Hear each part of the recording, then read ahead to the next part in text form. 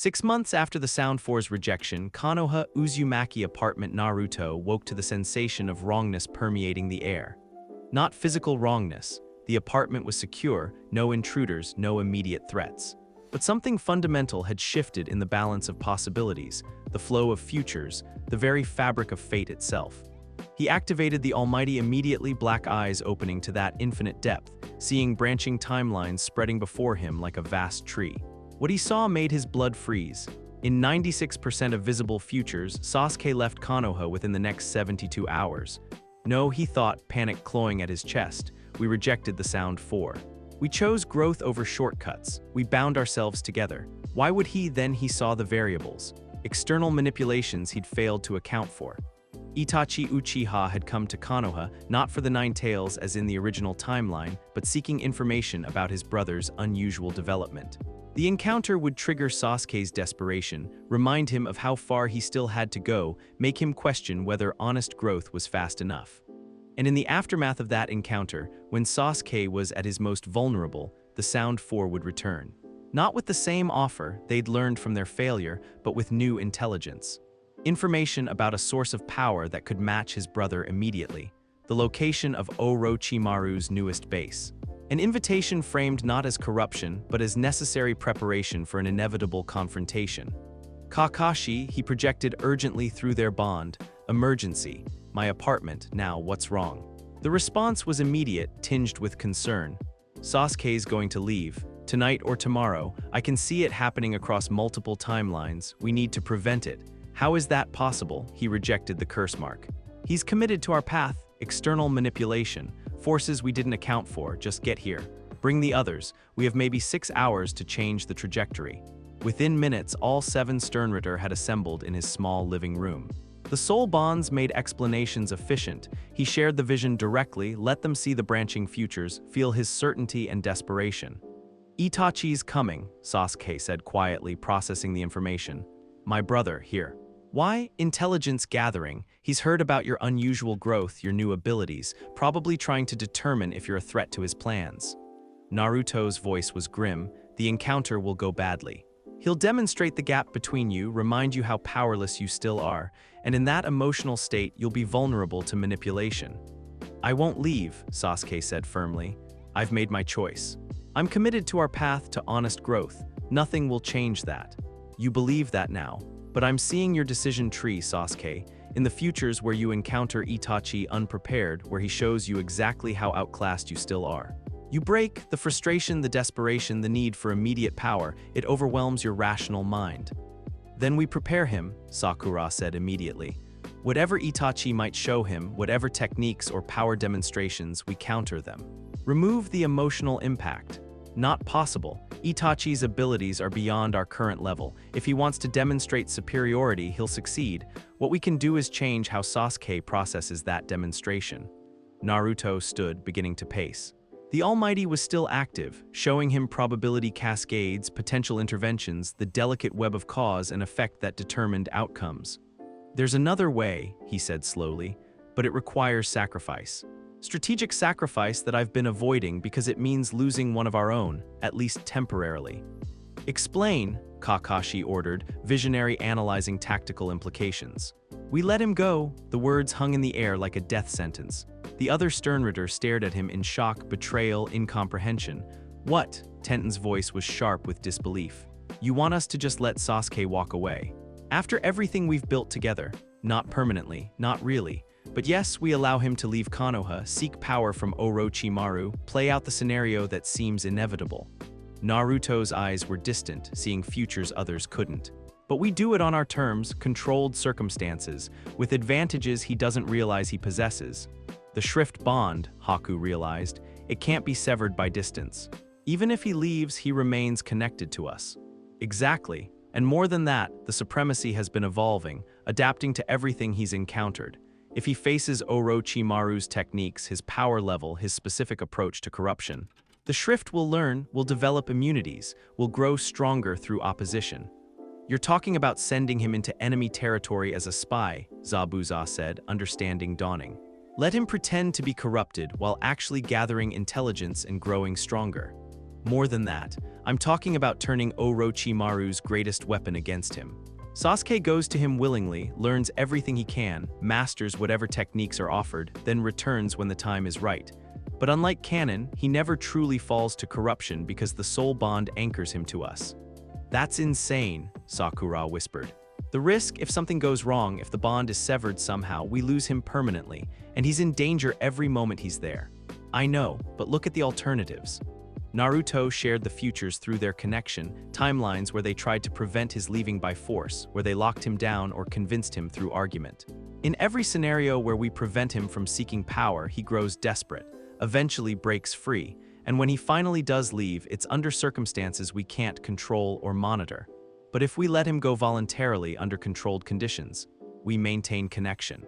We provide support when needed. We ensure he doesn't truly fall to corruption. And when he returns, stronger, more experienced, carrying intelligence about Orochimaru's operations, will have gained more than we lost. Sasuke had been silent through this exchange, processing, feeling the weight of their concern and the cold logic of Naruto's analysis.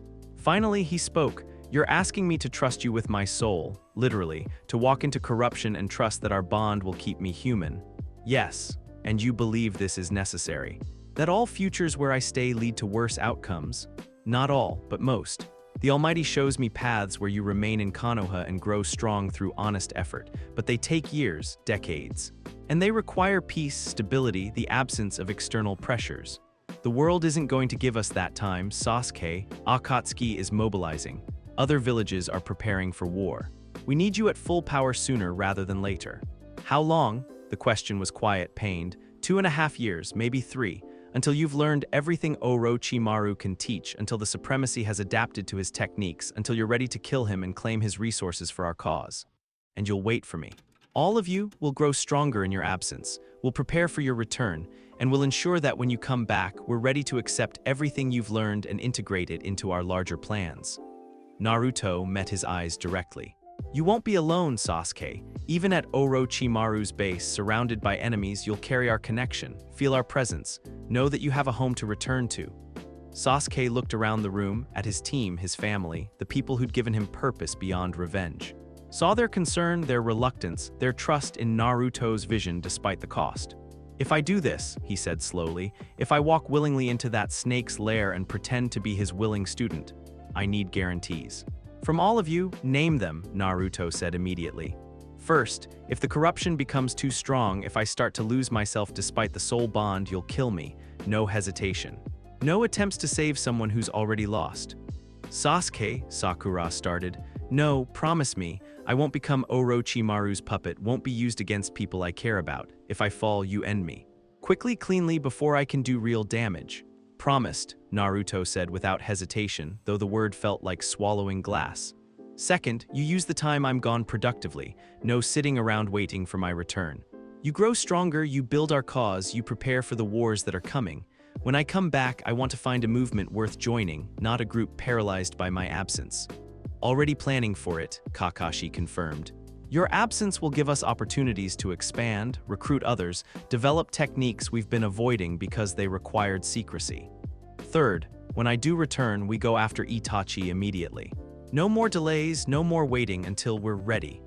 I'll have learned everything Orochimaru knows about power, about forbidden techniques, about transcending human limitations. That combined with what you'll have developed here should be enough to face my brother as equals. Agreed. When you return, we'll find Itachi, learn the truth about the massacre, and decide what justice looks like. Sasuke nodded slowly. Then I'll do it. I'll play the traitor, become Orochimaru's student, and return when I'm strong enough to help you reshape the world. He looked at each of them in turn. But I need you all to remember, everything I do there, everyone I might have to hurt to maintain my cover, it's all for this. For us, for the future we're building. We'll remember, Tenten said softly. And we'll be here when you come home.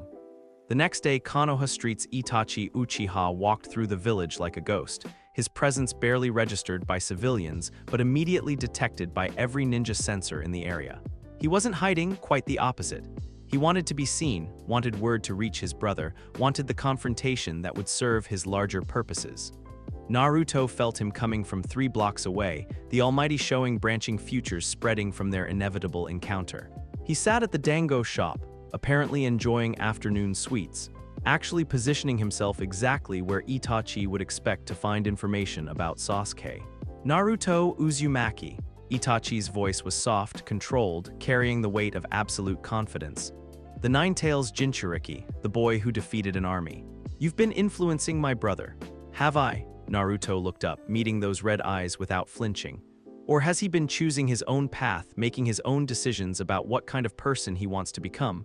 The Sasuke I knew was consumed by hatred, by the need for revenge. The reports suggest he's different now, calmer, more controlled, less focused on our inevitable confrontation. Maybe he's grown up. Maybe he's realized that revenge is just trauma demanding to be shared, and that's not the kind of person he wants to be. Itachi studied him with those emotionless black eyes. You've changed him, made him weaker. I've given him alternatives to weakness. There's a difference. Show me. The challenge was quiet, almost conversational. But suddenly the weight of killing intent pressed down on the area, not directed maliciously, just a demonstration of power so vast that it made Zabuza's aura feel like a gentle breeze. Normal people in the area fled instinctively. Shop owners closed their doors. Even experienced Chunin found excuses to be elsewhere, their survival instincts screaming warnings about forces beyond their comprehension. Naruto remained seated, finishing his dango, apparently unaffected. Impressive, he said casually. Your chakra control is exceptional. The psychological pressure technique is particularly well executed. But if you're trying to intimidate me, you should know, I've stared into the Almighty. I've seen the end of all things and chosen to reshape them. Your killing intent is unsettling, but it's not paradigm-changing. Itachi's eyes narrowed fractionally. You speak of seeing endings and reshaping them. Interesting words from a child. I'm not a child, not really. I'm something older wearing a child's face, carrying power that predates your clan, your village, your entire worldview. But that's not why you're here. You're here because you've heard about Sasuke's growth and you're trying to decide if it threatens your carefully laid plans. And does it? That depends on what your plans actually are. Naruto stood, movements casual but precise. I know you didn't massacre your clan for pleasure or power. I know the official story is carefully constructed propaganda. I know you're carrying a burden that's destroying you from the inside, playing a role that requires you to be hated by the person you most want to protect. For the first time, genuine emotion flickered across Itachi's features. Surprise, wariness, something that might be hope. You know nothing about Danzo Shimura, Root Division. The fear that the Uchiha were planning a coup that would destabilize Konoha during a critical period. The impossible choice between family and village, between personal loyalty and the greater good. Naruto's voice was soft but certain. You chose to sacrifice yourself, your reputation, your relationship with Sasuke to prevent civil war. You became the villain in his story so he'd have something to focus his pain on, someone to grow strong enough to eventually kill. How? The word was barely audible. I see futures, all possible futures. In some of them, the truth comes out. Sasuke learns what really happened, learns that his beloved brother destroyed himself to save everyone else. Naruto stepped closer, lowering his voice. The question is, do you want that future to happen, or are you committed to being his enemy until one of you dies? Itachi was silent for a long moment, processing implications, reassessing everything he thought he knew about this strange Jinchuriki. If Sasuke learned the truth, he said finally, what would he do with it? Rage, grieve, feel betrayed by everyone who let him hate you for something you did to protect him. Then, eventually, start asking the right questions. Who gave the orders? Who created the circumstances that forced your choice? Who benefits from the Uchiha's destruction? Naruto's smile was sharp. And then he'd start seeking justice instead of revenge. Real justice against the actual villains. Dangerous knowledge. Only to the people who deserve to be in danger, which brings me to an offer, Itachi Uchiha. A chance to serve justice instead of just managing tragedy. What offer? Join us, not now, not openly. But when the time comes, when we're ready to move against the real enemies, stand with us instead of against us. Help us expose the truth, reform the system, build something better than the broken structure that forced your choice. I'm dying. The techniques I've used, the stress I've carried, the guilt, it's killing me. I have perhaps 2 years left, maybe 3. Then make them count for something other than perpetuating lies. Help us prepare Sasuke for the truth. Guide his development toward justice instead of vengeance. And when the time comes to face the real villains, be his ally instead of his target. Itachi considered this, weighing possibilities, assessing risks and benefits with the tactical mind that had made him legendary. What would you need from me? Push him, challenge him, remind him how much stronger he needs to become, but don't break him, motivate him, make him desperate enough to seek power, but not so desperate that he loses himself in the seeking. Naruto met his eyes directly. Tonight, when he comes looking for you, show him the gap between his current abilities and what he'll eventually need. Make him understand that his current path, while honorable, isn't fast enough for what's coming. Give him a reason to consider alternatives. You want me to drive him away from Konoha? I want you to give him permission to take risks, to seek power from dangerous sources because the alternative, staying weak while threats gather, is unacceptable. Naruto's voice carried absolute certainty. He's going to leave anyway. Multiple futures confirm it.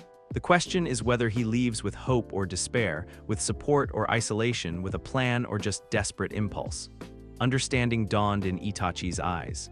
You've arranged something, a way for him to gain power without being corrupted by it. I've arranged for him to have choices, support he doesn't realize exists, anchors to keep him human while he explores the darkness. Naruto stepped back. Do we have an agreement? Itachi was silent for a full minute, staring at this strange boy who spoke like an ancient strategist, who knew secrets that should be impossible to discover, who offered hope where none should exist. If I do this, he said finally, if I drive Sasuke toward seeking dangerous power and something goes wrong, if he's corrupted, if he falls, if he becomes something terrible, his blood is on my hands. Again, if you don't do this and he seeks power anyway under worse circumstances and falls because he has no support, his blood is on your hands anyway. At least this way, he has a chance to return stronger and sane. You're asking me to trust you with my brother's soul. I'm asking you to trust him with his own choices. I'm just providing options and support. Naruto's expression softened slightly. He loves you, Itachi. Despite everything, despite the hatred he thinks he feels, he loves you. The bond between brothers doesn't break just because one plays the villain. When the truth comes out, that love will still be there. Let that be what guides your choice. Itachi closed his eyes, feeling the weight of years, of guilt, of impossible decisions.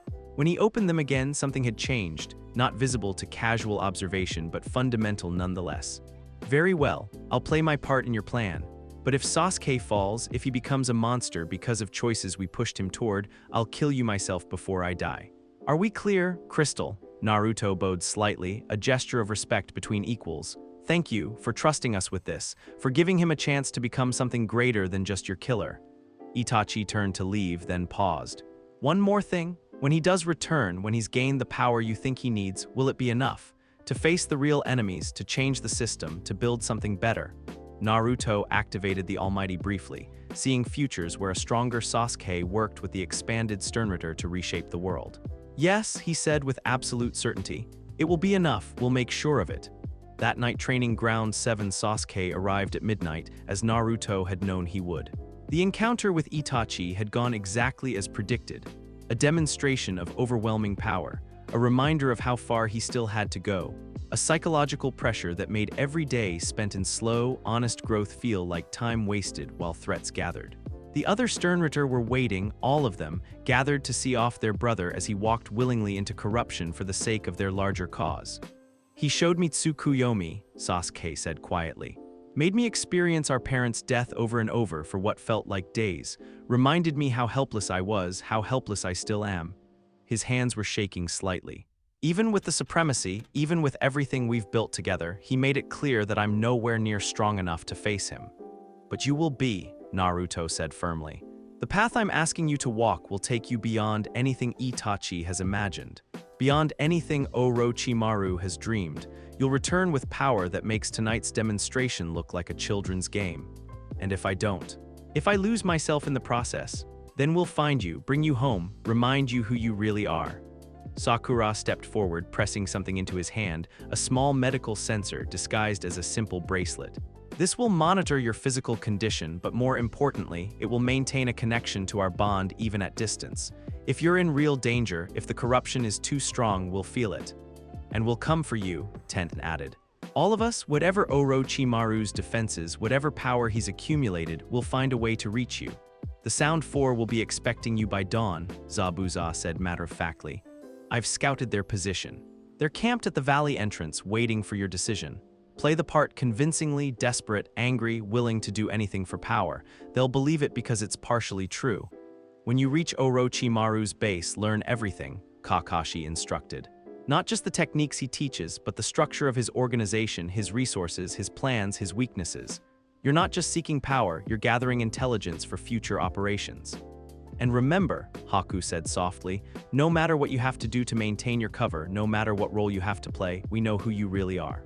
The Harmony will always recognize you as family, regardless of what masks you wear.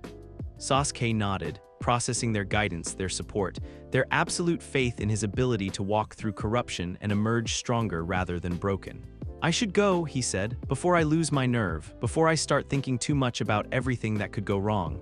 Wait, Naruto stepped forward, activating his shrift briefly. One last gift. A technique that might save your life when things get desperate. He pressed his palm to Sasuke's forehead, and knowledge flowed, not a new power but understanding.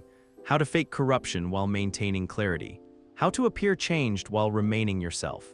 How to use the supremacy not just to adapt to techniques, but to adapt to environments, to pressures, to influences that would normally reshape personality. Perfect acting, Naruto explained.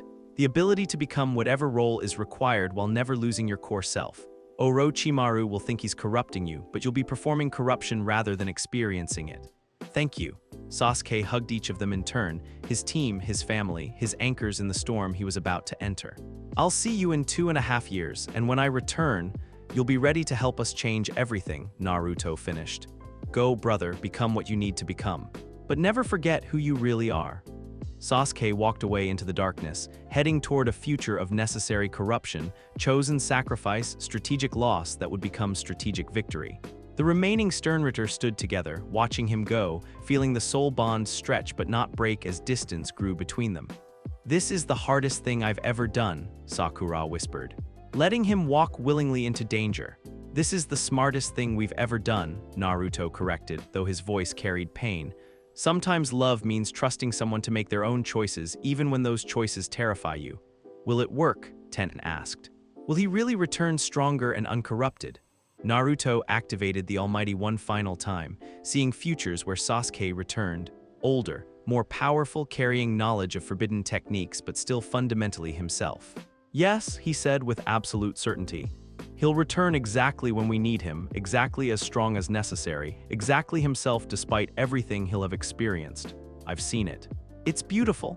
They stood vigil until dawn, feeling Sasuke's presence move further and further away through their soul bonds, but never disappearing entirely. Even as he joined the Sound Four, even as he began the journey to Orochimaru's base, the connection remained. He wasn't truly gone, just strategically relocated. And when he returned, the world would learn what happened when someone combined Orochimaru's forbidden knowledge with the power of genuine brotherhood. It would be extraordinary. Well played, Kit, Kurama observed. You turned an inevitable loss into a strategic victory. Impressive manipulation, not manipulation, trust. I trusted him to be strong enough to walk through hell and return as himself. And I trusted the rest of the team to grow strong enough in his absence to be worthy of his return. And if you're wrong, if he falls to corruption despite all precautions, then we'll save him anyway, because that's what family does. Good answer. The sun rose over Konoha, painting the village in shades of gold and promise.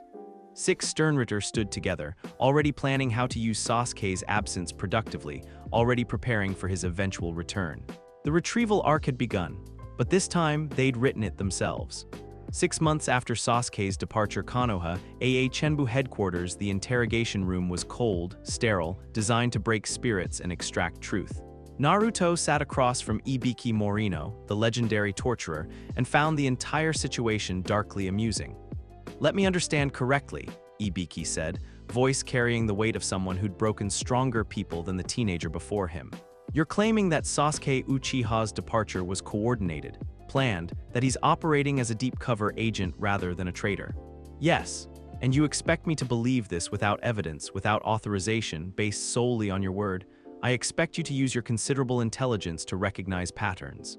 Sasuke left without causing casualties, without stealing village secrets, without destroying anything on his way out. He simply left. That's not the behavior of a traitor consumed by rage, it's the behavior of someone executing a plan.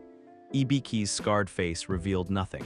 The Hokage is concerned. You've been questioned 3 times in the past month about your team's unusual dynamics. The soul bonds you share, the coordinated abilities that shouldn't be possible. People are starting to notice, Naruto. Let them notice. We've done nothing wrong. Everything we've developed has been used to protect Konoha, to serve the village's interests, to eliminate threats others couldn't handle. And Sasuke. Was his departure also in Konoha's interests? Naruto activated the Almighty briefly, seeing futures where he revealed too much versus futures where he revealed exactly enough. Threading the needle between truth and operational security. Sasuke is gathering intelligence on Orochimaru's operations. Location, resources, technique development, organizational structure. When he returns, and he will return, we'll have actionable intelligence on one of the most dangerous missing nin in history. That serves Konoha's interests perfectly. If he returns corrupted, if he's been turned into a weapon against us, then we'll handle it, the same way we've handled every other threat, efficiently, effectively, with minimal collateral damage. Naruto's eyes held that infinite depth briefly. I've seen the futures, Ibiki-san. Sasuke returns stronger but still himself, still loyal, still committed to our cause. Trust that I wouldn't risk one of my own without absolute certainty. Ibiki studied him for a long moment. This boy, no, not a boy anymore, something wearing a boy's face, had become one of Konoha's most valuable assets. The Sternritter had handled threats that would have devastated normal teams. They'd saved lives, protected civilians, eliminated dangers with unprecedented efficiency. But they were also dangerous, potentially more dangerous than any external threat if they turned against the village.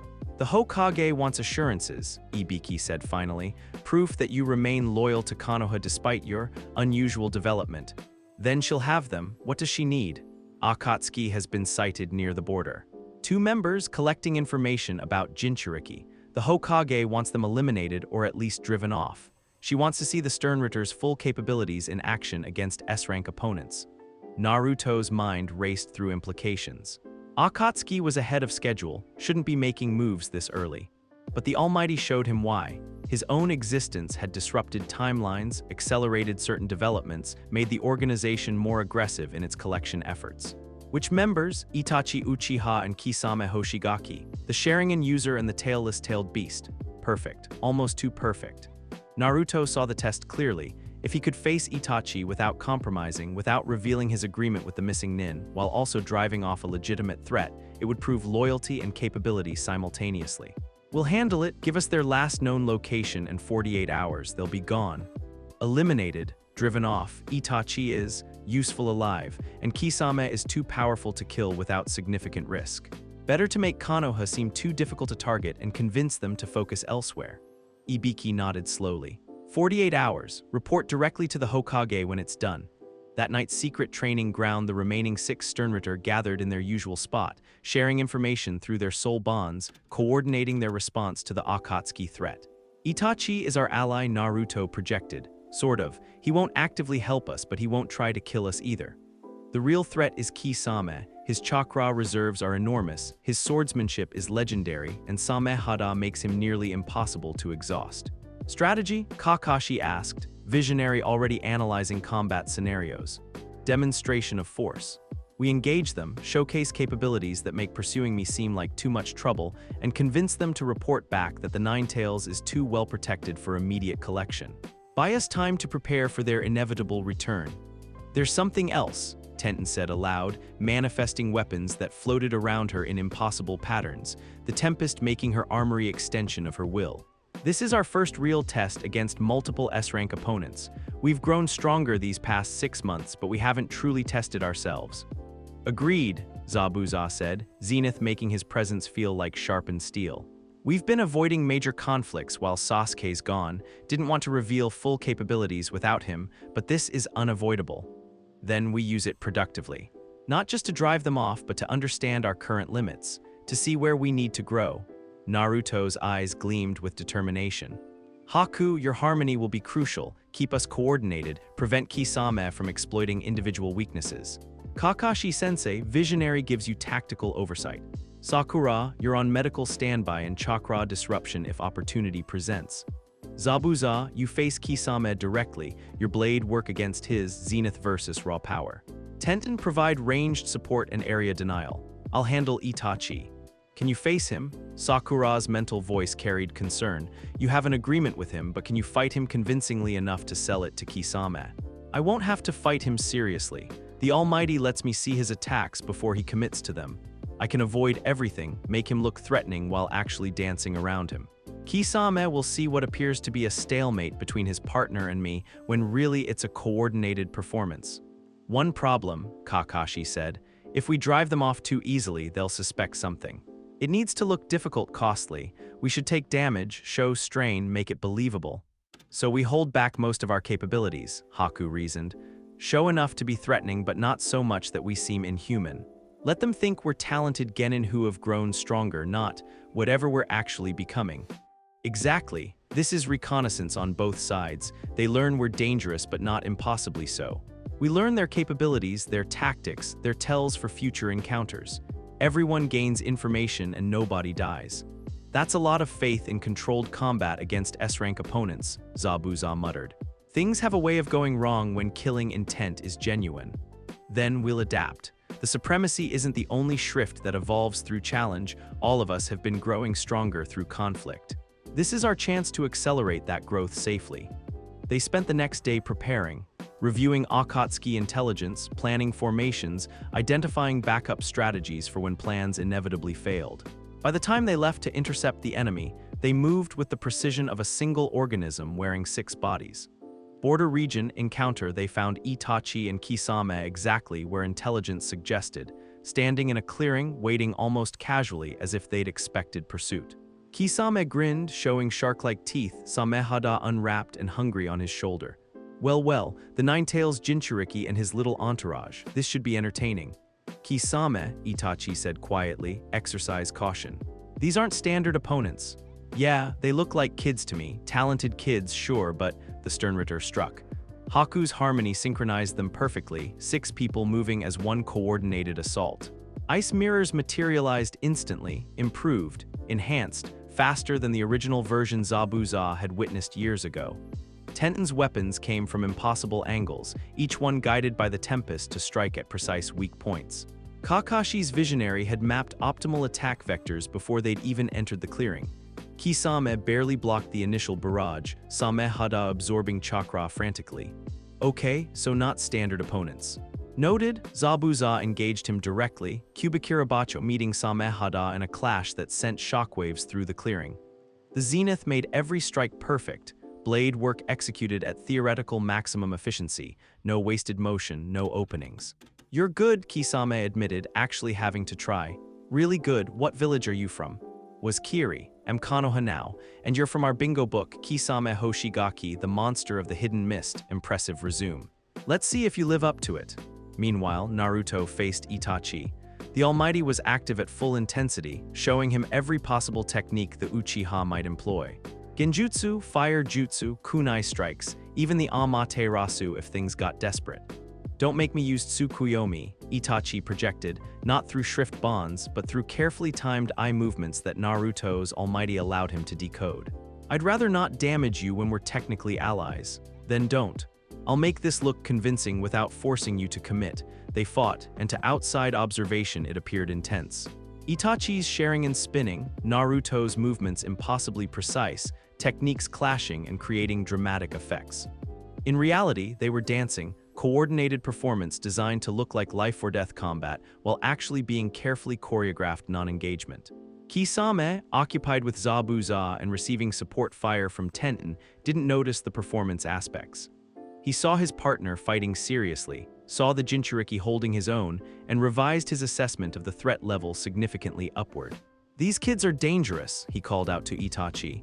We might need to retreat and get backup. Agreed, Itachi said, throwing what appeared to be a desperate fireball but was actually a signal. Fall back, regroup. Report this development to Pain. They disengaged with professional efficiency, smoke bombs, substitution jutsu, the classic retreat that left no bodies and preserved everyone's dignity. Within seconds, both Akatsuki members had vanished into the forest. The Sternritter stood down, breathing hard, some of it real exertion, some of it performance for any observers. Did we win? Haku asked, slightly confused. We accomplished our objectives, Naruto corrected. They saw us as dangerous enough to report back, but not so dangerous they'd risk everything to collect me immediately. We bought time. That's victory. That was barely a fight, Zabuza complained. I was just getting warmed up. Kisame's blade work is extraordinary. I wanted to test myself against it properly. You'll get your chance. Akatsuki will return, probably with more members. Next time you can go all out. Naruto looked at his team, seeing minor injuries, exhaustion, satisfaction. But today, we demonstrated capabilities and learned their baseline. Good work, everyone. They returned to Konoha in triumph, reporting successful mission completion to Tsunade. The Hokage looked pleased but also worried. Her people were becoming dangerously effective, and she wasn't entirely sure that was a good thing. Continue your training, she ordered. And Naruto, I want weekly reports on your team's development, detailed reports. I need to understand what you're becoming. Understood, Hokage-sama. We're becoming what Konoha needs, protectors strong enough to face the threats that are coming. That's what concerns me. When protectors become too strong, sometimes they stop protecting and start ruling. Then it's good we have you to keep us honest.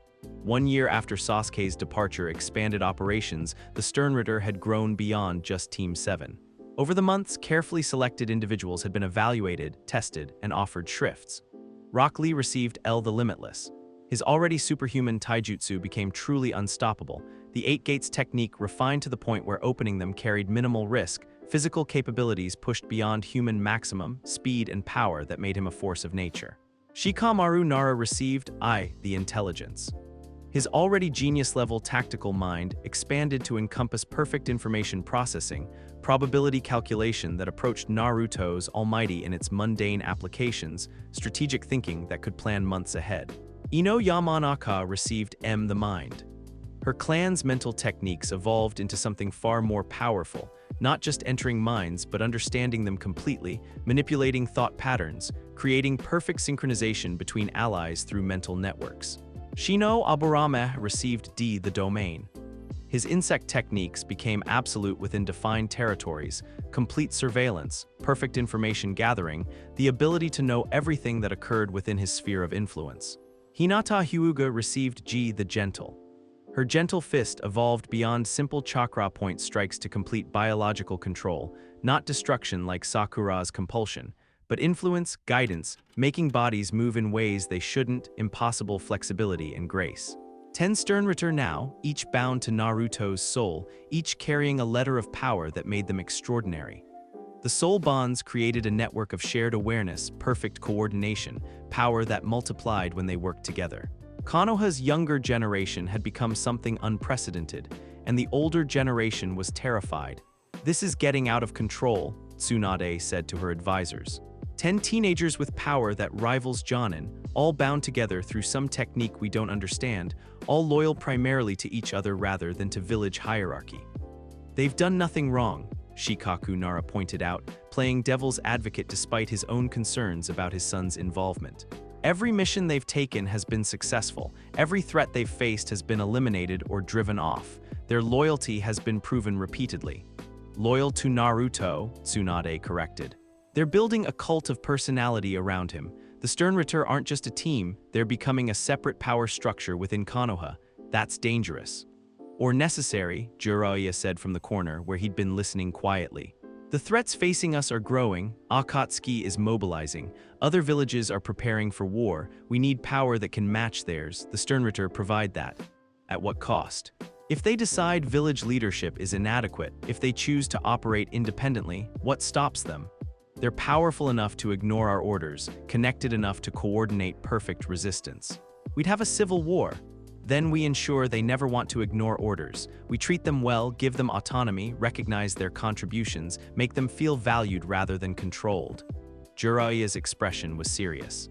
Naruto's not building this as a challenge to authority. He's building it as a shield against threats we can't handle alone. Work with that impulse, not against it. Tsunade sighed, rubbing her temples. I need you to monitor them. All of them, report on their capabilities, their dynamics, their loyalty indicators. I need to know if they're becoming a threat. They already are a threat, Jiraiya said quietly. The question is whether they're our threat or someone else's. And right now, they're ours. Let's keep it that way. 18 months after Sasuke's departure communication, Naruto sat alone in his apartment, feeling the soul bond stretch across hundreds of miles. Sasuke's presence was distant but stable, still anchored to them despite being deep in enemy territory. Sasuke, he projected, hoping the bond was strong enough to carry detailed communication. Can you hear me? Seconds passed. Then faint but clear, Naruto. Barely. The distance makes this difficult. How are you? Are you safe? Safe is relative. I'm learning. Orochimaru's techniques are extraordinary and disturbing in equal measure. The supremacy is adapting, developing immunities to his influence. But it's hard. Every day I have to pretend to be someone I'm not. The others send their support, their belief in you. Tell them I remember who I am. The soul bond helps. When things get dark, when I'm tempted to just give in to the corruption for real, I feel all of you. Distant but present, it keeps me grounded. How much longer do you need? 6 more months, maybe 8. I've learned most of his forbidden techniques, developed countermeasures to his possession jutsu, mapped his entire operation. When I leave, I'll burn his organization to ashes and return with everything he built. We'll be ready. The Sternritter have expanded, 10 members now. We're strong enough to support your transition back. 10. Surprise and pleasure colored the mental voice. You've been busy. The world isn't waiting for us to be ready. We're adapting to meet threats as they arise. But we're saving the best missions for your return, saving the important fights. Good, when I come back, I'll be different. Stronger, yes, but also carrying things I've done, roles I've played. You might not recognize me at first. We'll recognize your soul. That's what matters. Thank you for believing in me, for giving me this chance, for not letting me fall alone. You were never alone. The bonds don't break, Sasuke. Not with distance, not with time, not with corruption. You're our brother, always. The conversation faded, distance making sustained communication impossible. But the connection remained, faint, stretched, but unbroken. Naruto opened his eyes, feeling tears on his face, missing his brother, hoping the sacrifice was worth it, trusting that the futures he'd seen would manifest as predicted. Soon, he promised himself, soon we'll be whole again. 2 years after Sasuke's departure, the Almighty evolves. Something changed in Naruto during training. A sensation like a door opening, a limit being transcended, power clicking into its full form. The Almighty had been growing gradually, showing more futures, maintaining active state for longer periods. But now it transformed completely. His eyes opened, and the world fractured into infinite possibility.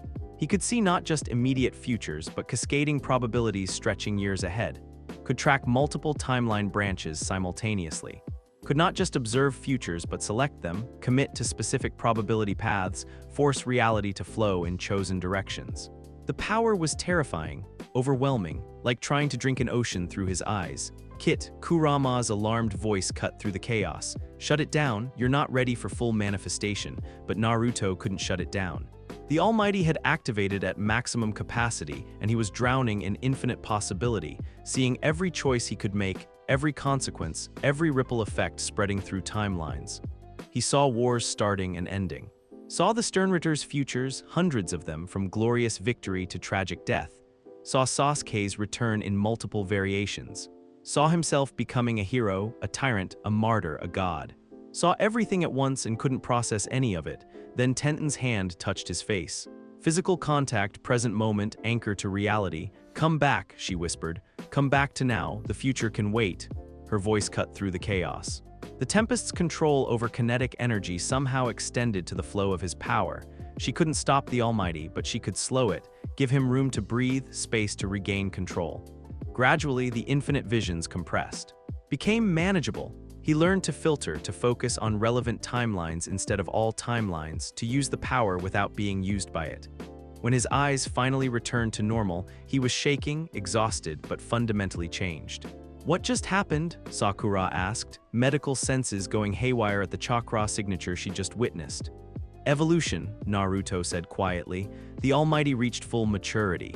I can now see any future I choose, select specific probability paths, guide reality itself toward chosen outcomes. I'm not predicting anymore, I'm choosing. Kakashi struggled for words. That's the power of a god. Yes, which is why I need all of you more than ever. Naruto looked at his team, his family, his anchors. This power could make me a monster. Could make me think I'm always right because I can see futures others can't. You need to challenge me, question my choices. Remind me that seeing futures doesn't mean I understand them, and understanding them doesn't mean I should control them.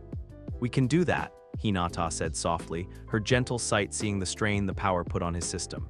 We've kept you human this long, we'll continue. Good, because in 6 months, Sasuke returns, and when he does, we're going after Itachi. going after the truth about the Uchiha massacre. Going after the real villains who have been hiding behind lies and manipulation. The Almighty shows me the path, dangerous, costly, but necessary. Are you ready? They were. All 10 Sternritter, bound by soul and purpose, trained and evolved and prepared for what came next. The 2.5 years had transformed them from talented children into something unprecedented. Not just powerful individuals, but a unified force that operated on a level the ninja world had never seen. When Sasuke returned, when they finally made their move against the system that had created so much tragedy, the world would learn what the Sternritter truly represented. Not just power, not just skill, but the future itself, chosen and guided by those brave enough to reshape it. Soon, Naruto thought, the Almighty showing him the moment of reunion, the paths that would open, the changes they would bring.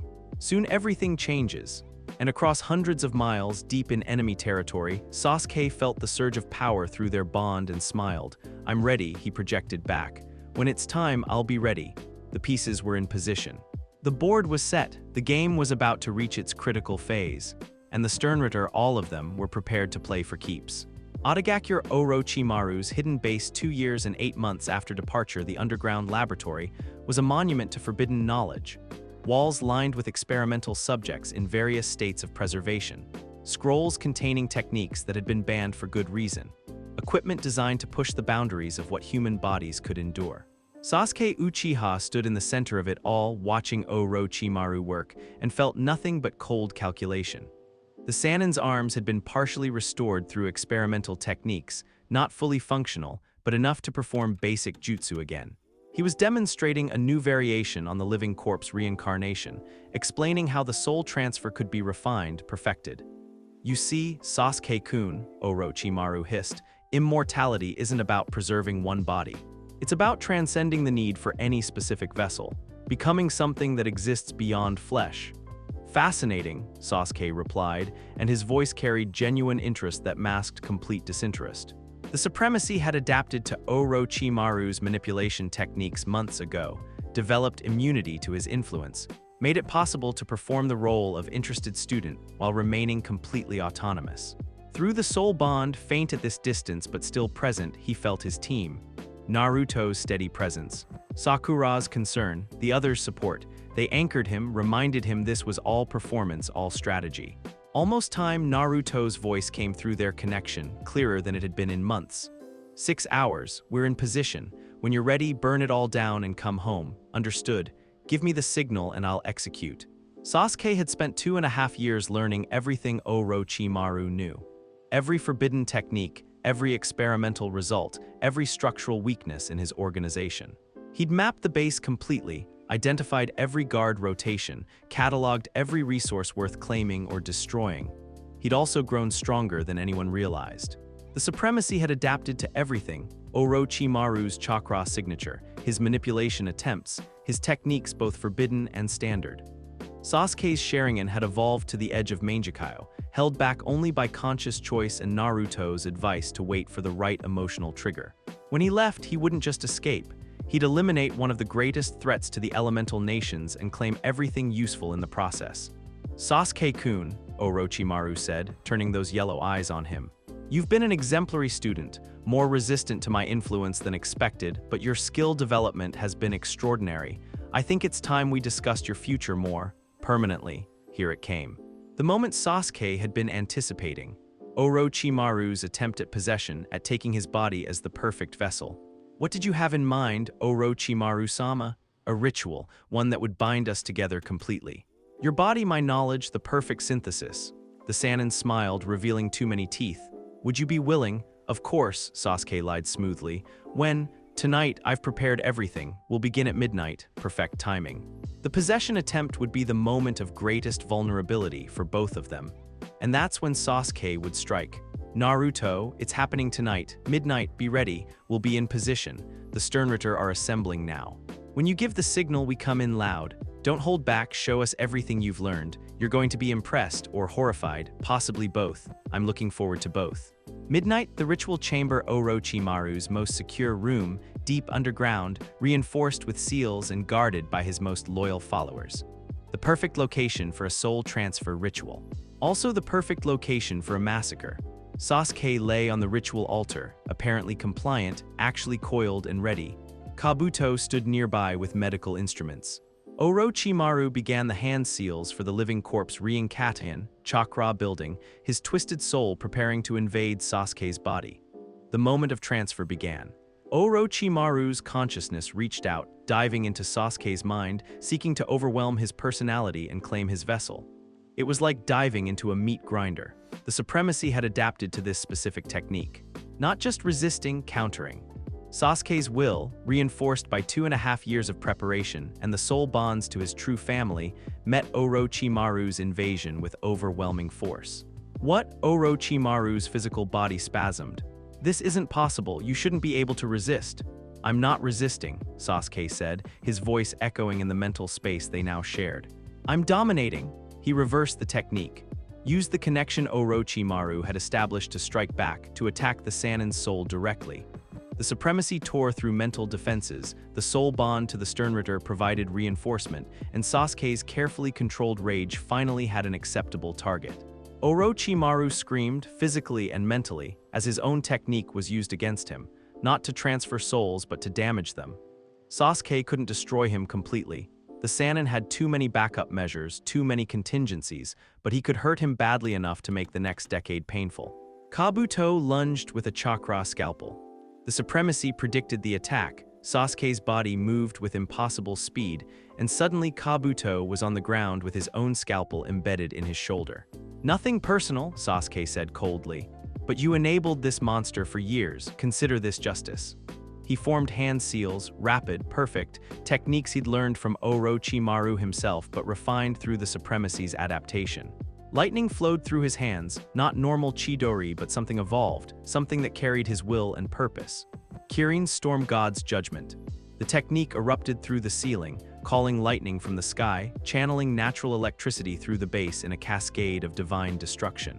Alarms blared, guards rushed toward the ritual chamber, and through it all, Sasuke moved with lethal efficiency. Now Naruto, I've started the collapse, time to extract, incoming, hold on. The ceiling exploded, not from Sasuke's Kirin, but from something far more precise. Naruto descended through the hole like divine judgment, eyes gleaming with the Almighty's power, surrounded by the rest of the Sternritter. 10 figures, each radiating their unique shrift, each moving with perfect coordination. Miss me? Sasuke asked, grinning despite the chaos. Every day, Naruto replied, extending his hand. Welcome home, brother. Now let's finish this. The destruction of Orochimaru's base, what followed, was less a battle and more a demonstration of overwhelming superiority. Rock Lee, limitless, fully active, moved through Sound Ninja like a force of nature. His taijutsu had evolved beyond what Gai-sensei had ever imagined, opening multiple gates simultaneously with no strain, speed that made him nearly impossible to track. Strikes that shattered bones and rendered opponents unconscious in single blows. Shikamaru's intelligence had already mapped every guard position, every trap, every potential threat. He directed the assault with perfect precision, ensuring no Sternritter was ever outnumbered or caught off guard. His shadows extended farther than should be possible, controlled with supernatural accuracy. Ino's mind connected all 10 Sternritter into a mental network that made their soul bonds seem primitive. They shared senses, coordinated attacks across the entire base simultaneously, moved as a single consciousness wearing 10 bodies.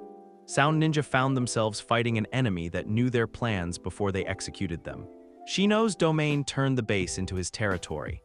Insects spread through every corridor, every room, reporting perfect intelligence, disrupting enemy techniques, creating zones where sound forces simply couldn't operate effectively.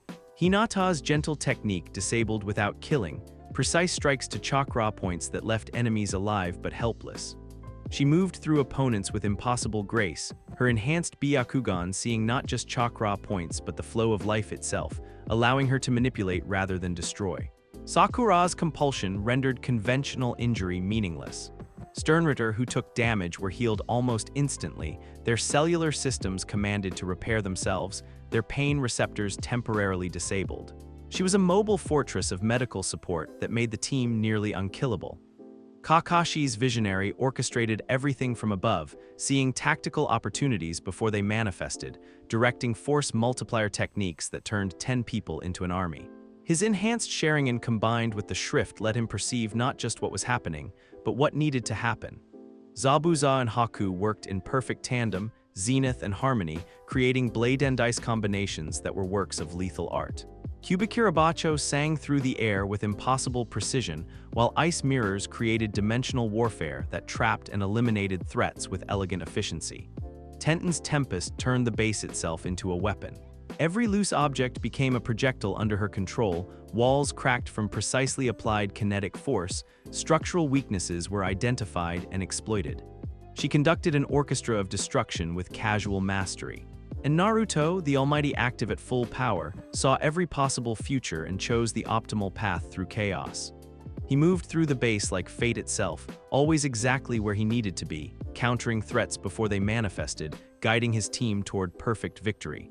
Against 10 Sternritter operating in perfect coordination, Sound's forces never stood a chance. Within 30 minutes the base was secured. Within 45, all useful resources had been claimed, scrolls, research notes, experimental data that could be studied and countered. Within an hour, the base was collapsing, Sasuke's lightning having destabilized enough support structures to ensure complete destruction. Orochimaru managed to escape, barely, using some emergency technique that turned him into snakes that dispersed in all directions. But he was broken, wounded, his organization shattered, his resources claimed. He'd survive, but rebuilding would take years, perhaps decades. The Sternritter stood at the edge of the crater that had been Otagakure's main base, watching smoke rise into the dawn sky. "Well," Sasuke said, breaking the silence, "that was satisfying. You've grown stronger," Naruto observed, feeling the supremacy's evolution through their soul bond. "Much stronger. I can barely recognize your chakra signature. 2.5 years learning forbidden techniques will do that, plus the supremacy adapted to everything Orochimaru threw at me. I'm not the same person who left Naruto. I've done things, learned things that changed me fundamentally. But you're still you, still our brother, that's what matters." Sakura hugged him fiercely, medical senses confirming he was physically intact despite everything. "Welcome home, Sasuke. It's good to be back, though I notice we've expanded." He looked at the 5 newer Sternritter. Lee, Shikamaru, Ino, Shino, Hinata. "Naruto recruited you all. We volunteered," Shikamaru corrected. "Naruto offered, we chose, there's a difference." "And the soul bonds, how do they feel to new members?" "Like having 9 siblings permanently in your head," Ino said cheerfully. "Invasive, intimate, occasionally annoying, but fundamentally comforting. You're never alone. Even in your worst moments, you can feel the others supporting you." That's actually exactly how it felt when I was deep in Orochimaru's base. The bond was faint but present, keeping me anchored. Sasuke looked at Naruto. "Thank you for not letting me go alone, for trusting me with this mission, for believing I'd come back." "Always," Naruto said simply. "Now come on, we have a meeting scheduled with Tsunade in 6 hours to explain why we just destroyed a major hidden village's base without authorization. Then we need to plan the next phase. Which is finding Itachi. Learning the truth, confronting the people who forced his choice." Naruto's eyes gleamed with that infinite depth. "The Almighty shows me the path. Are you ready?" Sasuke activated his Sharingan, 3 Tamo in each eye, but now they carried something else. A depth, a power, an evolution that was beginning to manifest. Not quite Mangekyo yet, but approaching it. "I've been ready for 3 years. Let's find my brother and learn what justice actually looks like." The Sternritter left together, 11 people bound by soul and purpose, ready to shake the foundations of everything the ninja world believed it understood. Behind them, Orochimaru's base collapsed completely, flames reaching toward the sky like funeral pyres for forbidden knowledge. The monster was wounded. The organization was shattered. And the Sternritter had claimed everything useful from the wreckage. It was a good day. Konoha Hokage's office 6 hours later. Tsunade sat behind her desk, expression carefully neutral as the 11 Sternritter stood before her. Her advisors flanked her, Shikaku, Jiroya, Senior Chenbu. The room was packed with village leadership, all trying to process what had just happened. "Let me understand this correctly," Tsunade said slowly. "You independently decided to assault and destroy Orochimaru's primary base, without authorization, without consulting leadership, without any coordination with village command structure." "Yes," Naruto confirmed. "And in the process, you eliminated approximately 200 sound ninja, destroyed millions of Ryo infrastructure, and claimed classified research that you haven't turned over to village authorities. Also, yes, why should I not have you all arrested for insubordination?" Because we just eliminated one of the greatest threats to the elemental nations, Sasuke said, stepping forward. Orochimaru's organization was planning attacks on multiple villages. His research into forbidden techniques threatened to destabilize the entire power balance. We didn't just destroy a base, we prevented a war. That's not your decision to make. You're ninja of Konoha, you follow orders, you don't independently decide to reshape geopolitics. With respect, Hokage-sama, Kakashi said quietly, we've been following orders, just not explicit ones. Your standing directive has been to eliminate threats to village security, that's what we did. Semantics, perhaps, but also results. Shikamaru pulled out a scroll, captured intelligence from Orochimaru's base. This contains his complete research notes. Technique development, experimental results, forbidden jutsu analysis. Information that will take our medical and research divisions years to fully process. We're offering it freely to the village. Tsunade took the scroll, began scanning the contents, and her expression shifted from anger to shock. This is unprecedented. If even half of this is accurate, our understanding of human physiology and chakra manipulation will advance decades. There's more, Sakura added. Orochimaru's experiments into cellular regeneration, genetic manipulation, life extension. Much of it was conducted unethically, but the theoretical frameworks are sound. With proper oversight, this research could revolutionize medical ninjutsu. The Hokage looked at them, really looked, seeing not rebellious children but something far more complex. They'd operated independently, yes, but they'd also delivered results that standard forces never could have achieved.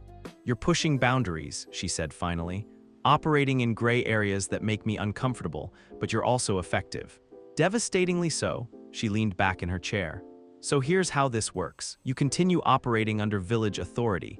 You accept missions, follow orders, maintain the appearance of normal command structure. But I give you latitude for independent operations when threats demand it. In exchange, Naruto asked, full disclosure, I want to know about your capabilities, your plans, your shrift system. Not to control you, I'm not stupid enough to think that's possible anymore, but to understand what I'm working with, to coordinate properly instead of being surprised by your initiatives. That's reasonable, Naruto agreed, surprising everyone by not negotiating harder. We'll provide full briefings on our abilities and strategic objectives. In exchange, we need your support for what comes next, which is finding Itachi Uchiha. Learning the truth about the Uchiha massacre, confronting the people who ordered it. Sasuke's voice was steady, but his Sharingan was active. I've spent 3 years getting strong enough to face him. Now I'm going to do it. With or without village blessing. Tsunade looked at Shikaku. The Nara clan head nodded slightly. He'd been briefed on Danzo's involvement in the Uchiha situation, though full details remained classified. That's politically complicated, Tsunade said carefully. The massacre is officially considered an internal Uchiha matter, resolved by the clan's own member going rogue. That's propaganda. We both know it. Naruto's Almighty showed him futures where the truth came out, where Danzo was exposed, where systems began to change. You can either support our investigation and help manage the political fallout, or we do it independently and the fallout becomes unmanageable. Your choice, you're threatening me. I'm offering you the chance to be part of the solution instead of the problem. Naruto's tone wasn't hostile, just factual. The truth is coming out either way. The Almighty has shown me hundreds of futures, and in all of them, Konoha's secrets get exposed eventually. Better it happens in a controlled manner with leadership actively managing the process. The room was silent. What Naruto was describing was effectively a controlled destabilization of village power structures. But he was also right. If the truth about the Uchiha massacre came out through uncontrolled channels, it would be catastrophic. Give me time, Tsunade said finally, to coordinate with advisors to prepare for the political implications to establish proper channels. 1 month, then we'll support your investigation officially. 3 weeks, Naruto countered. Any longer and other forces will move first. Akatsuki is mobilizing, Itachi's health is declining, windows of opportunity are closing. 3 weeks or we go independent. Tsunade considered, calculated risks, weighed options. 3 weeks, but you operate under official mission parameters. This is sanctioned intelligence gathering, not vigilante investigation. Understood? Understood, Hokage-sama. The meeting concluded with carefully worded agreements and unspoken understandings. The Sternritter had effectively forced the Hokage's hand while maintaining appearance of cooperation. Tsunade had bought herself time to prepare while acknowledging she couldn't actually stop them. It was politics at its most efficient and uncomfortable. As they left the office, Jiraiya fell into step beside Naruto. "You know you're playing with fire, kid, exposing village secrets, threatening power structures, forcing leadership into positions they'd rather avoid." "I know. But the alternative is maintaining lies that killed hundreds and traumatized thousands. I choose temporary instability over permanent injustice. Just be careful, not everyone in village leadership is enlightened. Some would rather eliminate you than let you expose uncomfortable truths. Let them try. The Sternritter aren't unprotected children anymore. We're a force capable of reshaping the elemental nations. Anyone who tries to stop us will learn that the hard way." Jiraiya looked at him, this boy who'd become something far beyond what anyone expected, and felt a chill. "You've changed, you're colder, more ruthless. I'm realistic. I have power, purpose, and limited time to accomplish what needs doing. That requires efficiency, sometimes at the cost of warmth." Naruto paused, then softened slightly. "But I haven't lost myself, sensei. I'm still fighting to protect people. I've just learned that protection sometimes requires hard choices. As long as you remember that protecting people includes protecting their right to choose their own paths. Even when you can see better futures. I'll remember, that's what the team is for, keeping me honest." They separated, Jiraiya heading to brief his spy network, the Sternritter heading to their training ground to plan next moves. Sasuke walked beside Naruto, and something in his bearing had changed. 3 years ago, he'd left desperate, angry, seeking power at any cost. Now he returned calm, controlled, carrying the weight of what he'd learned and done with surprising grace. "You've changed too," Naruto observed. "The supremacy has evolved you beyond what I predicted." "Is that good or bad?" "Both. You're stronger than I foresaw, which is excellent, but you also carry damage I can't fully see. Things you experienced in that base, roles you had to play, how much of yourself did you have to sacrifice?" "Less than I feared, more than I'd hoped. The soul bond kept me anchored, but there were moments, dark moments, when I felt myself slipping. When the performance felt too real." Sasuke's voice was quiet. "I did terrible things, Naruto. To maintain cover, to earn Orochimaru's trust, I had to become someone capable of casual cruelty. That person is still in me now. Then we'll help you integrate it instead of fighting it. The supremacy adapted to everything you experienced. That includes the darkness. Let us help you process it productively." Just like that. "No judgment about what I became. You became what was necessary to accomplish the mission. Now you get to choose who to be going forward. That's how growth works, accepting everything you've been while choosing who to become." They reached the training ground where the others waited. 11 Sternritter, bound by soul and purpose, ready to plan their next move. 3 weeks until they found Itachi. 3 weeks until the truth about the Uchiha massacre came out. 3 weeks until they started the process of reshaping the ninja world from the inside. The pieces were in position. The board was set, and the Sternritter, all 11 of them, were ready to play for keeps. "Welcome home, Sasuke," Naruto thought, feeling the completeness of their bond now that physical distance no longer separated them. "Welcome home, and let's go save your brother." 2 weeks after Sasuke's return, intelligence network. Scattered reports. The reports came from multiple sources simultaneously, filtered through Shikamaru's intelligence and coordinated by Ino's mental network. Itachi Uchiha had been sighted in 3 separate locations over the past week, too many appearances for coincidence, too precise for random wandering. He wanted to be found. "It's a pattern," Shikamaru said, spreading maps across their planning table. "These locations form a triangle at the center point." He marked it with precision, an abandoned Uchiha compound. 20 miles outside of Rice Country, isolated, defensible. If I wanted to have a private conversation away from prying eyes, that's where I'd choose. "Or an ambush," Zabuza cautioned. "Itachi's smart. If he's being this obvious, he's either desperate or setting a trap."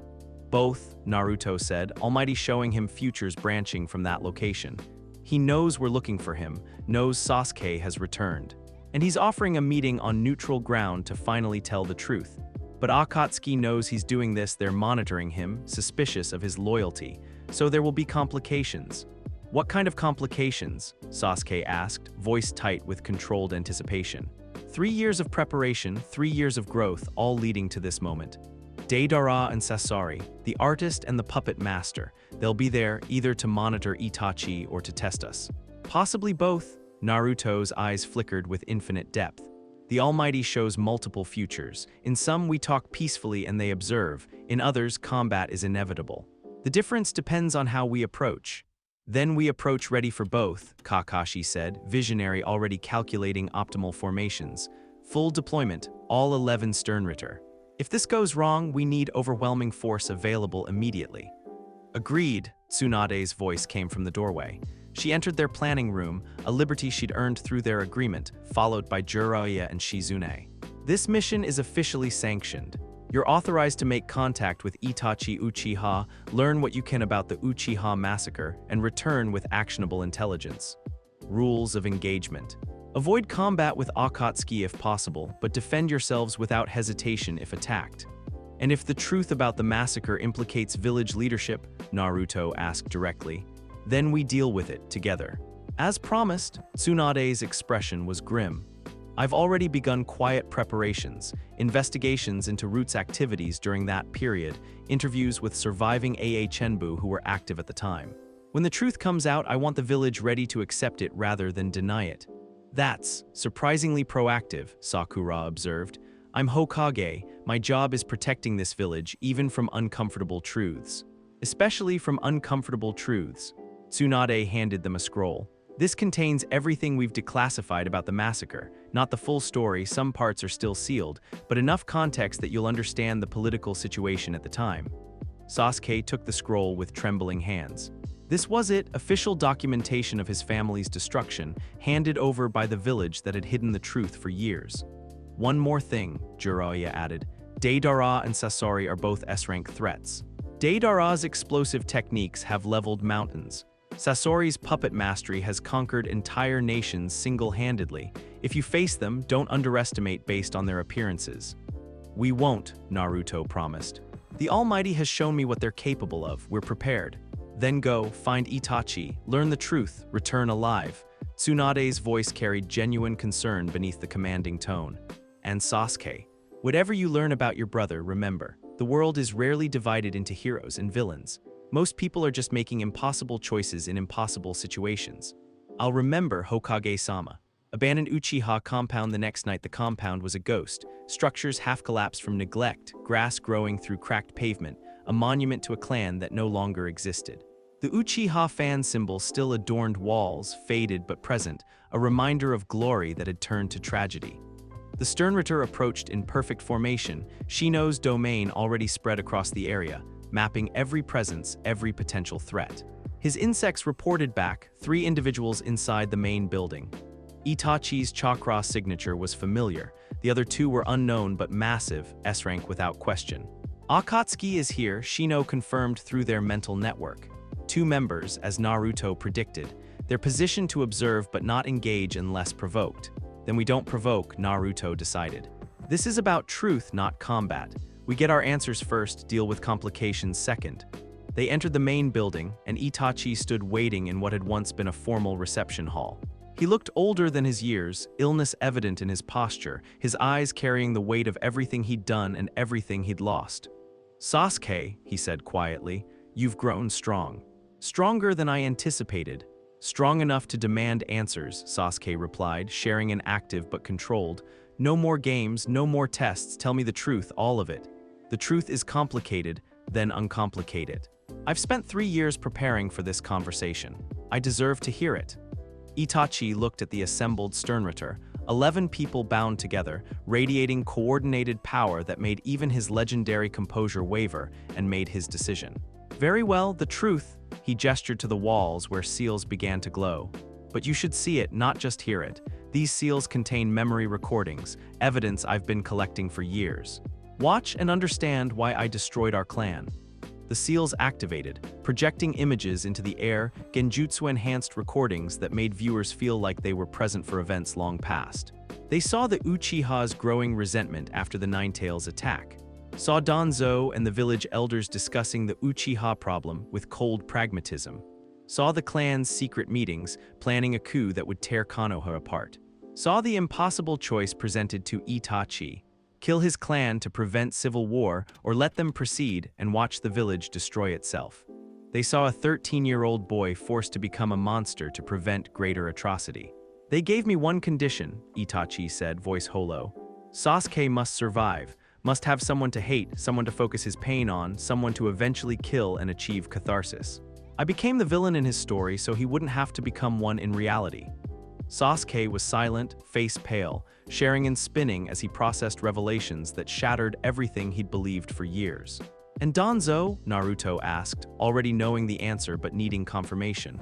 Orchestrated everything, used the situation to eliminate a clan he saw as threatening, took their eyes for his own collection. Made me his tool while pretending to protect the village. Itachi's expression hardened. He's the one who truly destroyed the Uchiha, I was just his weapon. Where is he now? Sasuke's voice was cold, dangerous, hidden. Protected by Root, even I haven't been able to reach him permanently. Itachi coughed, blood on his lips, illness progressing. Which is why I need your help. Before I die, I want to see justice for our clan. Real justice, not just revenge. You're dying, Sakura stepped forward, medical senses analyzing. Your chakra network is deteriorating, disease, technique overuse, both. The main Jikayo Sharingan's techniques drain life force. Combined with the stress of my role, the guilt, I have perhaps 6 months, maybe less. We can help, Sakura said immediately.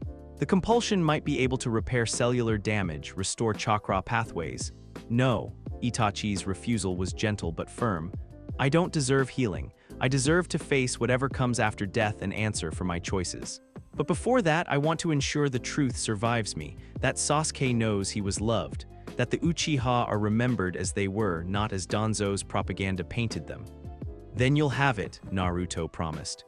We'll expose Danzo, reveal the truth, ensure your clan's honor is restored.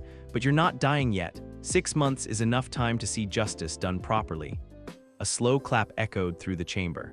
The Akatsuki members revealed themselves, Deidara dropping from the rafters with theatrical flair, Sasori emerging from shadows, his puppet body creaking slightly. How touching, yeah, Deidara said, grinning maniacally. A family reunion and conspiracy against village leadership. This is even better entertainment than I expected, yeah, Deidara, Sasori. Itachi's voice carried warning. This doesn't concern Akatsuki. My business with my brother is personal.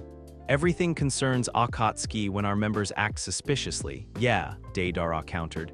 You've been distant, avoiding missions, meeting with your little brother in secret. Pain-sama wants to know if you're still loyal to our cause, yeah.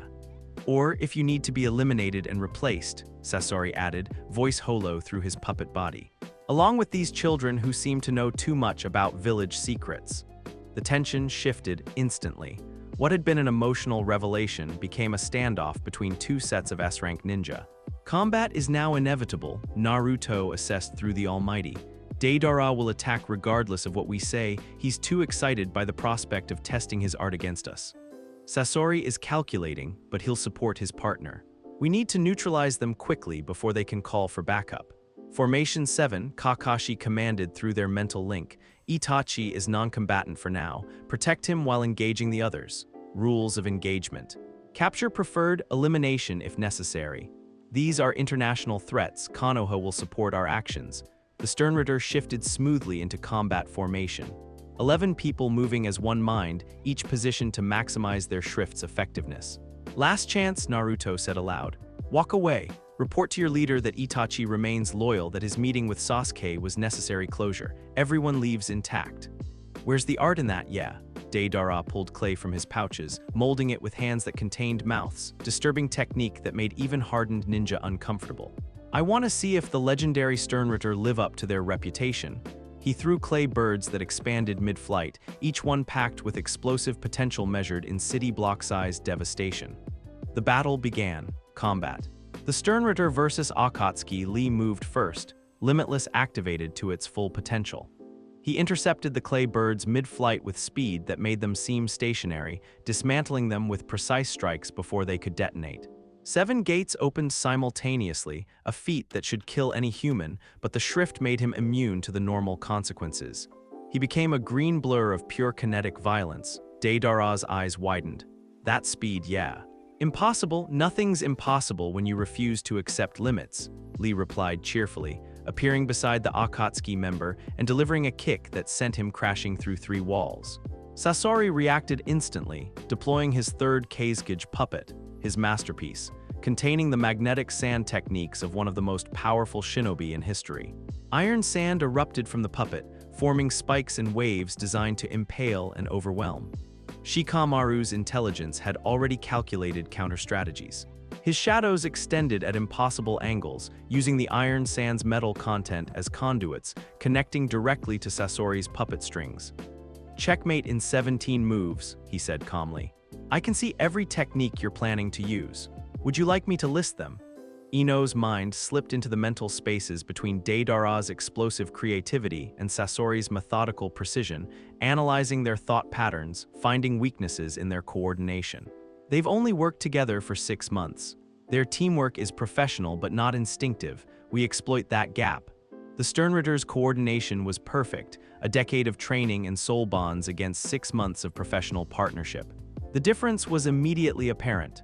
Hinata's gentle technique disabled the third Keizukage puppet with surgical precision, striking the exact points where chakra strings connected to mechanisms. The puppet froze mid-attack, completely neutralized. "Impossible," Sasori hissed. "That puppet is my finest work. You shouldn't be able to." "I can see the chakra flow," Hinata explained softly. "Every thread, every connection point, every weakness. Your puppet mastery is extraordinary, but it's still mechanical, still predictable." Deidara recovered from Lee's kick, spitting blood but grinning wider. "Good, this is what I wanted, yeah. Real challenge, real art." He molded more clay, creating his more powerful techniques. "Feast your eyes on this explosion, yeah." C3 technique, the one that had destroyed cities. Massive clay construct flying toward the Sternritter, containing enough explosive force to level the entire compound and surrounding forest. Tenton's Tempest intercepted it. Her hands moved in complex patterns, and the clay construct's trajectory altered, curving away from the Sternritter and toward empty sky. Then she compressed it, using kinetic force to squeeze the explosive potential before detonation could occur. The resulting explosion was contained, channeled, transformed from city destroyer to firecracker. "My art," Deidara whispered, genuinely shocked. "You controlled my art." "Kinetic energy is just force in motion," Tenton said, weapons orbiting her like planets around a sun. "I control motion, therefore I control your explosives. Sorry." Sasori deployed his personal puppet body's weapons, poisoned blades, hidden mechanisms, decades of assassination techniques contained in wooden frame. He was fast, deadly, experienced enough to have killed hundreds. Sakura's compulsion rendered his poison meaningless. She walked through his attacks, each blade striking her but doing no damage. Her cellular structure commanded to ignore foreign toxins, her body optimized against his specific poison formula within seconds of analysis. "Your poison is fascinating," she said clinically, dodging casually. "Scorpion-based neurotoxin, enhanced with 17 different compounds. It would be lethal to anyone with normal biology. Unfortunately for you, I don't have normal biology anymore. The compulsion lets me rewrite my own cellular code faster than your poison can work." She touched Sasori's puppet body, and the compulsion invaded his mechanisms. Wood began to rot, joints to seize, poison reservoirs to neutralize. His masterwork body started to fail from the inside. "You're destroying my art," Sasori's voice carried genuine distress. "Decades of work, then surrender and I'll stop. Keep fighting and I'll reduce you to kindling." Throughout the battle, Shino's domain maintained perfect surveillance. Every move Akatsuki made was known before execution.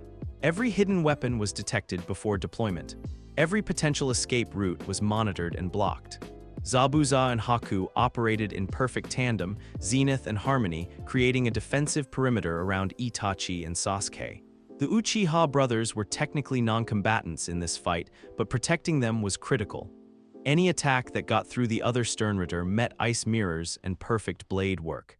Kakashi's visionary orchestrated everything from elevated position, seeing battlefield dynamics before they manifested, calling adjustments through their mental network.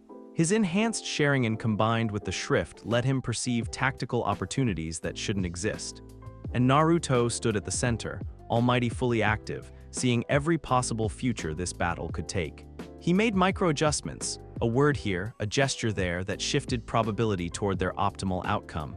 Not fighting directly, but guiding his team toward perfect coordination. Within 10 minutes it was clear who would win. Deidara was exhausted, out of clay, his artistic pride shattered by Tenton's casual control over his explosions. Sasori's puppet body was failing, his greatest weapons neutralized by Sakura's biological mastery. They'd fought against what appeared to be Genin and been completely overwhelmed. Impossible, Deidara panted. We're Akatsuki, S-rank threats. How can a bunch of kids? Because we're not individuals, Naruto explained, walking forward. We're a collective, 11 minds operating as one, sharing abilities, coordinating with perfect synchronization. You can't fight us one at a time, you're fighting all of us simultaneously. Surrender, Sasuke said, stepping beside Naruto. His Sharingan had evolved during the battle, 3 Tamos starting to blur, approaching the next stage. You've lost, accept it with dignity. No, Deidara said, pulling something from his pocket. If I can't win, I'll make this my greatest art, yeah. C4, he never finished. Ino's mind invaded his consciousness, shutting down the parts of his brain that controlled voluntary movement. He collapsed mid-sentence, conscious but paralyzed. We have mind readers, she said sweetly. I felt you forming that technique before you consciously decided to use it. Nice try though. Sasori assessed the situation with his remaining functionality. They'd been completely outmatched, outthought, outmaneuvered. These weren't children, they were something far more dangerous. I surrender, he said pragmatically. On the condition that my puppet body is preserved. It's my art, my life's work. I won't let it be destroyed. Agreed, Sakura said, releasing her technique. We'll preserve your puppet body and deliver you to Konoha for processing. You have information about Akatsuki we need, structure, membership, objectives. Cooperate fully and the village might even let you continue your craft under supervision. That's unexpectedly merciful. We're not here to kill people unnecessarily. We're here to protect our friend and learn the truth. You got in the way, but you're not our primary objective. Naruto gestured to his team. Secure them. Use Shikamaru's shadows and Ino's mental locks. We're taking them back to Konoha for proper interrogation. The Akatsuki members were bound with multiple redundant restraints, physical, mental, and chakra-based. Within minutes, they were completely secured. Itachi watched this all with something approaching awe. You've built something extraordinary, Naruto. This isn't just a team, it's a new paradigm. It's family, Naruto corrected. People who chose to bind themselves together for mutual protection and shared purpose. The shrifts make us strong, but the bonds make us unstoppable. And now, Itachi asked, what happens to me? You come home, Sasuke said quietly. Not as a criminal, as a witness. You testify about Danzo, about the massacre, about everything. Then, he paused, struggling with emotion, then we decide what justice looks like. Together as brothers. Itachi's composure finally cracked. Tears ran down his face as he embraced Sasuke, first time in years, first honest physical contact since everything had fallen apart. I'm sorry, he whispered, for everything. For the lies, for the pain, for making you hate me when all I wanted was to protect you. I know, I understand now. Sasuke held his brother tightly. And we're going to fix it, all of it. The Sternritter will ensure the Uchiha get justice and you get peace. The moment stretched, 2 brothers reunited after years of manipulation and tragedy, while around them the family they'd chosen stood guard. It was beautiful. It was healing. It was exactly what Naruto had seen in the best possible futures. Mission accomplished, he projected to his team. We have the truth, we have Itachi, we have 2 Akatsuki prisoners with valuable intelligence. Now we go home and start the process of reshaping Konoha's understanding of its own history. And Danzo? Zabuza asked through the bond. Danzo comes next, but first we ensure Itachi is safe and the evidence is secured. Then we take down the real monster. They left the abandoned compound together, 11 Sternritter, 1 recovered brother, 1 dying witness, and 2 captured enemies, heading back to Konoha to begin the trial that would shake the village's foundations. The truth was coming out, justice was coming, and nothing, not tradition, not secrecy, not political convenience would stop it. The Sternritter had decided, and when they decided, reality itself bent to accommodate.